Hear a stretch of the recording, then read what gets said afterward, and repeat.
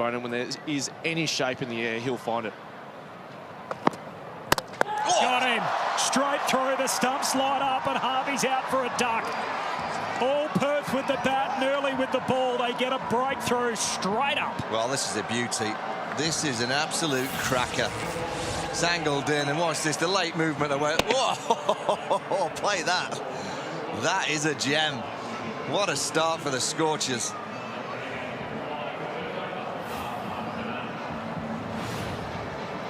Good seed, Maxi.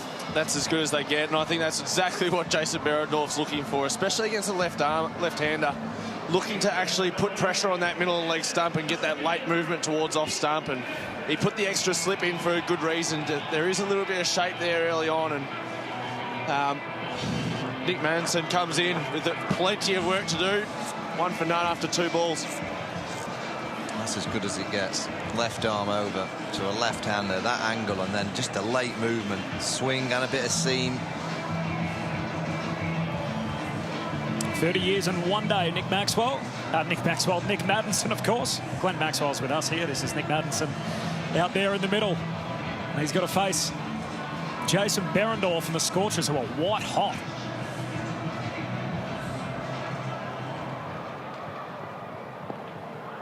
Still 2 alongside the keeper in the court, and here comes Behrendorff.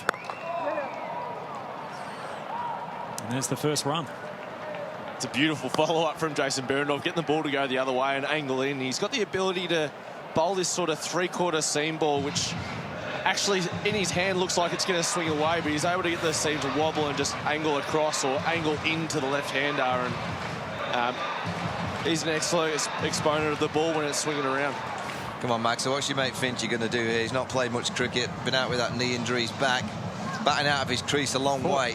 Yeah, he doesn't want to get LBW. He's going to get that front knee out of the way and try and cash in on it.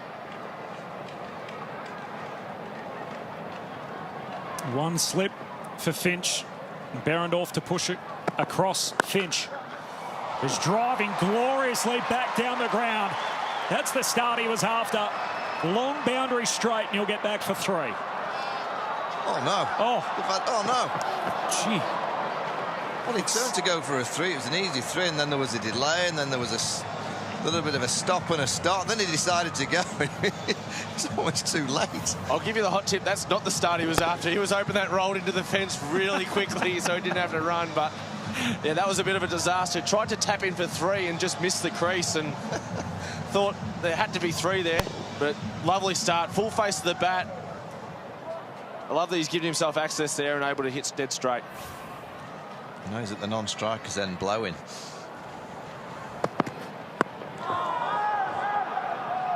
Whacking off Maddinson's pad.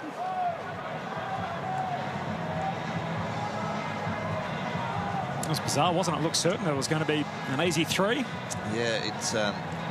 I think he ran the second. He just thought it was going to trickle to the boundary. Then he turned and realised it not, but he forgot to put his bat in. So he had to go back. Absolute nightmare, that.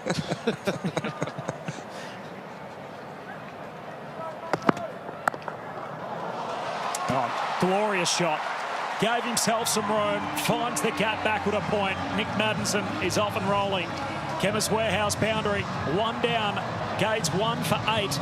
Here's the start from Jason Behrendorff. Yeah, tremendous start. I think we're in for some entertaining stuff. Tremendous bowling, late shape, and then the cracker. Doesn't get any better than that. And then we saw a couple of nice strokes. It was the captain to get off the mark. Down the ground from Finch. Lovely full face of the bat. A bit tricky with his running. Nice and straight again from Behrendorff. Nice finish, a boundary. Renegades desperately need a flyer here. 207 to get against this outstanding Perth Scorchers bowling attack. One left armour to another. He's been bowling rockets to Mal Mills. To Finch.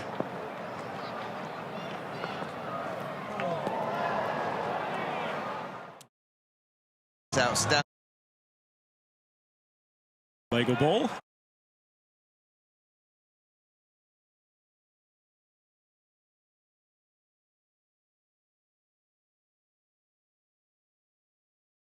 third man, so as soon as he gets a little bit of width, just like the first one, he'll look to throw the kitchen sink at it, and with these short square boundaries and the pace of Tamal Mills, the ball is going to fly.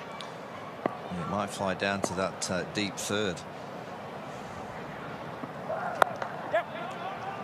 Oh, sent back. It doesn't look like he's been practicing his running between the wickets. Yeah, there was none of that chat on the golf course. It was all about standing and delivering, but he's hit that directly to point then and called yes. I think he was looking for an overthrow. He does that as a little bit of a tactic, hits it straight to a fielder and just calls yes and hovers around the crease and makes you throw it, which I've got suckered into a bunch of times against him.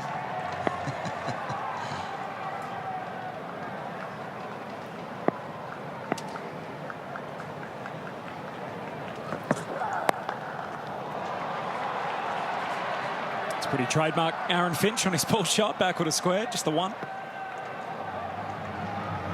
This will be interesting here. I think Nick Maddinson will look to hang back and try and pick him up over this short boundary, and with the extra pace of Tamal Mills. Well, two different style of left arm overs. You've got Berendorf who tries to get the shape, and you've got Tamal Mills who just tries to hit the pitch. Yeah. If anything, goes across the right-hander and back into the left-hander. Great variations. He's got that slow ball at the back of the hand. And even with the field, they're sort of showing their hand a little bit here with the fine leg and the deep backward square, looking to be aggressive to Maddinson and get the ball up at his body.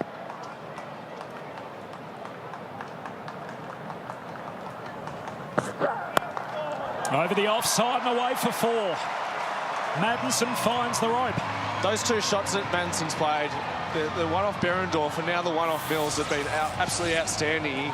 He tried to play a pull shot that sort of rushed him and got the top of his pad, and then he's just opened the face of the next two, and I think he's worked out that this pitch has got enough pace on it that you can use the pace and you don't have to fight it all the time, and that's really nice play by Maddinson, a nice adaptation from the couple of balls previously. Still the same field, fine leg back, square leg back.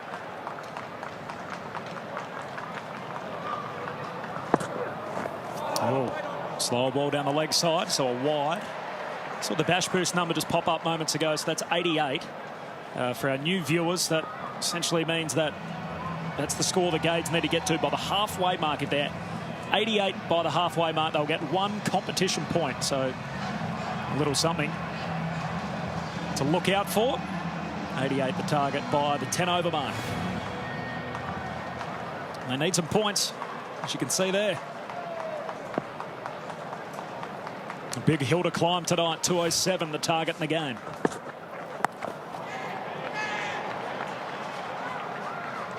Just watch this last ball here from Tamal Mills. It's 104 kilometres an hour. We know he can get it to around 145 kilometres an hour, but that back of the hand slow ball, Maddinson had to wait and wait and wait. Tremendous variations.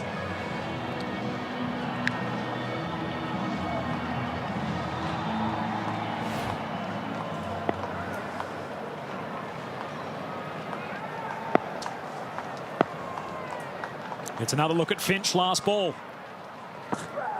Yep. Calls him through, sharp single. 8 from it. 2 down, the Renegades 1 for 16. Big number like this, Vorney and Glenn, 207 the target.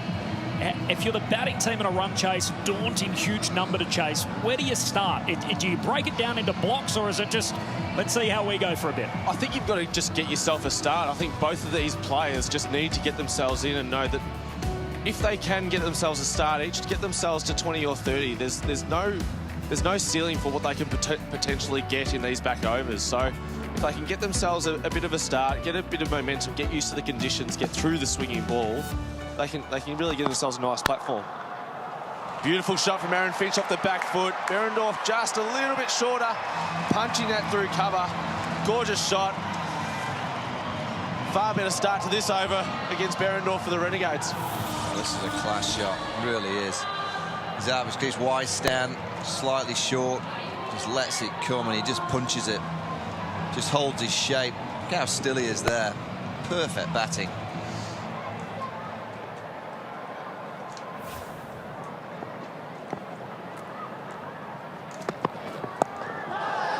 Advancing and pulling. Shallow hit on the leg side. Bancroft on the hop, retrieves it. One more for Finch. It's good watching from Behrendorff there. Nice adjustment to shorten him up when he's charging him. He knows that Aaron Finch is batting a long way out of his crease. Worried about that ball coming back down the line and getting him LB. So he's trying to take that out of the game completely. And Behrendorff noticing that and noticing that he moved out late and being able to shorten him up and not give him any swinging room.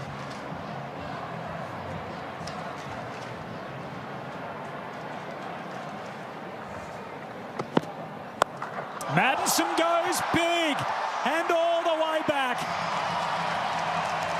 Well, Behrendorff just going with a slower ball there, and Nick Maddinson holding his swing back right to the last minute. Still didn't get a lot of it, still got near the end of the bat, but was able to get enough of it over backward square leg for 6. Yeah, he picks it early, that off cutter, the lap slog. Oh, spilled in the front row as well. Yeah, no, it's not an easy catch. Just kind of dangling over the advertising hoardings. What's the follow-up? Skied ball, but it'll land safe down at third man and 4 more. 10 off 2 for Nick Maddinson. Gage rolling here. Yeah, they don't draw pitches. He'll take that in the power play. They've made the change here. They've gone the deep point and deep backward square leg instead of going the 2 fielders out on the leg side. And it helps if you can swing hard enough. Edges generally can fly over the infield and you can get runs all over the place. Behrendorff almost unplayable in the first over. 15 from his second already. 2 to come. It's T20 cricket for you. It was in Behrendorff, first 3 deliveries. Swinging the ball, gets the wicket. And now he's 1.5 overs. 1 for 24.